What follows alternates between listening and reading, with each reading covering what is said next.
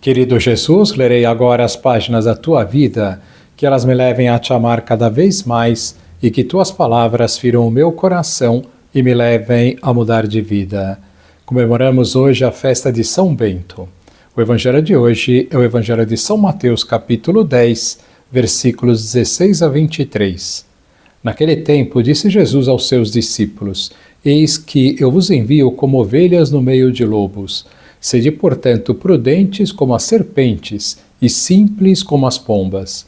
Cuidado com os homens, porque eles vos entregarão aos tribunais e vos açoitarão nas suas sinagogas. Vós sereis levados diante de governadores e reis por minha causa, para dar testemunho diante deles e das nações.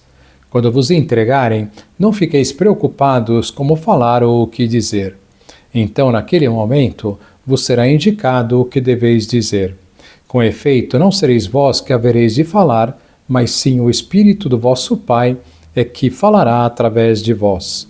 O irmão entregará à morte o próprio irmão. O pai entregará o filho. Os filhos se levantarão contra seus pais e os matarão. Vós sereis odiados por todos por causa do meu nome. Mas quem perseverar até o fim, esse será salvo. Quando vos perseguirem numa cidade, fugi para outra. Em verdade vos digo, vós não acabareis de percorrer as cidades de Israel antes que venha o Filho do Homem. Palavra da salvação. Glória a vós, Senhor. Vamos olhar para Jesus, como dissemos, comemoramos hoje a festa de São Bento. A influência deste santo na vida cristã é extraordinária. São Bento é o pai das ordens religiosas. Foi ele quem criou a primeira regra ou as primeiras normas de uma vida em comunidade. A ordem criada por ele é a ordem beneditina e foi um pilar que norteou a Igreja ao longo de séculos e séculos. Vejamos através de um vídeo a sua história. Na minha opinião, uma das coisas mais sublimes que existem é quando uma pessoa abdica de viver uma vida a seu bel prazer, satisfazendo todos os seus caprichos, para viver uma vida de total entrega a Deus em busca de santidade. E no cristianismo nós temos os monges, que fazem exatamente isso. Eles se isolam dos prazeres mundanos para servir inteiramente a Deus e também a comunidade, numa prática que nós chamamos de monasticismo, que tem como raízes no cristianismo o exemplo de Santo Antão e os padres do deserto, que vem lá do século III e que nessa época já viviam como eremitas no deserto. Então essa ideia de se separar do convívio comum para se dedicar a uma vida de oração e penitência, como nós podemos ver, é algo muito antigo mesmo, no cristianismo. Mas, por outro lado, até a criação da ordem dos beneditinos, tudo bem, nós já tínhamos mosteiros, nós já tínhamos um lugar especial onde os monges ficavam, uma noção de como se deve se portar um monge, mas até a chegada do brilhante São Bento, que nós vamos conhecer aqui hoje, nós ainda não tínhamos um corpo de doutrina monástica, por assim dizer. E foi São Bento, com sua ordem beneditina, que deu o pontapé inicial na reconstrução e na forte expansão do cristianismo na Europa, através do trabalho dos monges que se inspiravam nele. E não é para menos que São Bento é considerado um dos pais da Europa. Mas beleza, eu já enrolei demais aqui. Agora, quem foi São Bento? Pois bem, Bento nasceu no final do século V, em 480, em Núrcia, na região central ali da Itália de hoje. E ele veio de uma família nobre e rica do Império Romano, mas por volta de 480, que foi o nascimento de São Bento, a Europa estava em plena convulsão social com a decadência do Império Romano Ocidental. Que vamos relembrar que em 476, ou seja, 4 anos antes do nascimento de Bento, Roma já havia caído nas mãos de povos bárbaros. E quando Bento ainda era muito jovem, ele já era um católico bem fervoroso por vir de uma família de tradição cristã. Inclusive a sua irmã, aliás, irmã gêmea, chamada Escolástica, é também uma santa católica, que ainda antes de São Bento já havia consagrado a sua vida a Deus. Já Bento, ao ser mandado a Roma por sua família para aprofundar seus estudos em filosofia e retórica, vendo que aquela cidade, Roma, já havia caído em desgraça moral, logo ele se indignou, ele se desiludiu da cidade grande e resolveu que não queria ficar mais ali. Ele agora decide se afastar da sociedade para seguir sua vocação, justamente para viver uma vida de oração, de silêncio e sacrifício. Assim ele encontra um eremita chamado Romano, que foi quem acabou por implantar essa sementinha de vida de monge na cabeça de São Bento. Dessa forma, como nos conta muito bem São Gregório Magno, que aliás foi quem descreveu a vida de São Bento, então diz São Gregório Magno que Bento se muda para o Monte Subíaco. E ali, dentro de uma gruta de difícil acesso, acredite se quiser, Bento passa a viver como um eremita. E ali ele ficou por 3 longos anos ainda, isolado, estudando e orando, onde ele só saía para pegar a comida que Romano entregava em um cesto amarrado numa corda. E nesse período de solidão de São Bento ali na gruta, muitos jovens, ao saber desse exemplo de devoção, ficaram muito inspirados e sedentos por seguir esse mesmo estilo de vida de São Bento, que já nesse tempo era visto como um exemplo de santidade a ser seguido. Ao passo que as visitas e os pedidos de conselhos eram constantes e vinham de toda parte em busca da sabedoria de São Bento.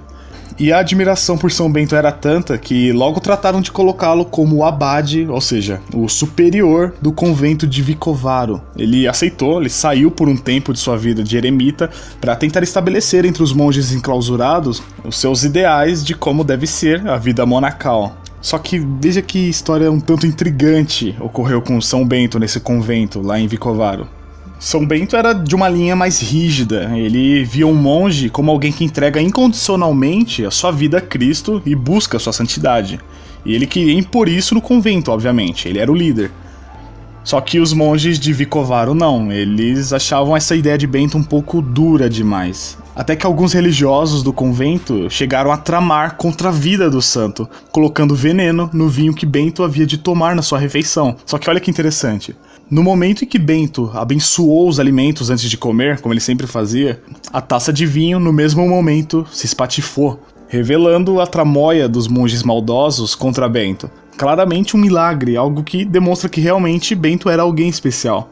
Então, vendo que os monges do convento definitivamente não gostavam dele, então Bento resolve por fim abandonar o convento e o posto de abade e volta àquela velha vida de eremita que ele levava na gruta novamente por algum tempo. Mas a sua fama de homem santo e zeloso fazia ele ganhar seguidores e discípulos a cada dia. Daí, Bento cada vez mais toma a visão que a vida de monge ela não deveria ser tão radicalmente solitária e que sim, poderia ser mais comunitária.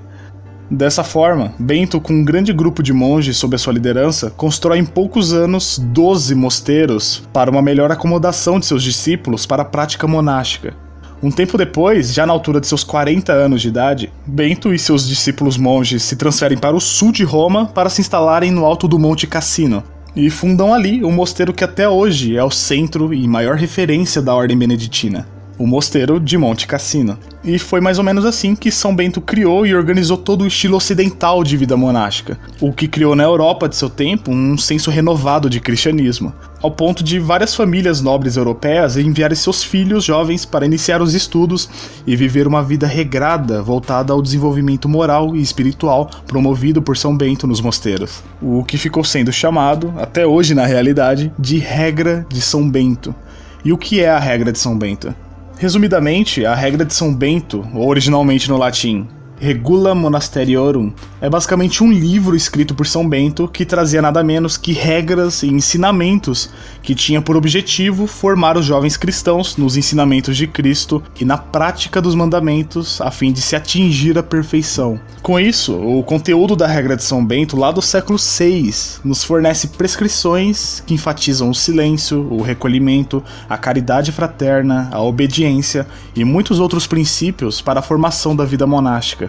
E é assim, com essa doutrina sistematizada por São Bento, que nasce a primeira ordem monástica da história, a Ordem Beneditina, ou Ordem de São Bento, que tem como principal lema a famosa expressão Ora et Labora, reza e trabalha. E, de fato, os monges de São Bento dividiam sua rotina diária em muito trabalho e, mais ainda, em oração. E lembra lá da irmã de São Bento que eu mencionei aqui, a Santa Escolástica?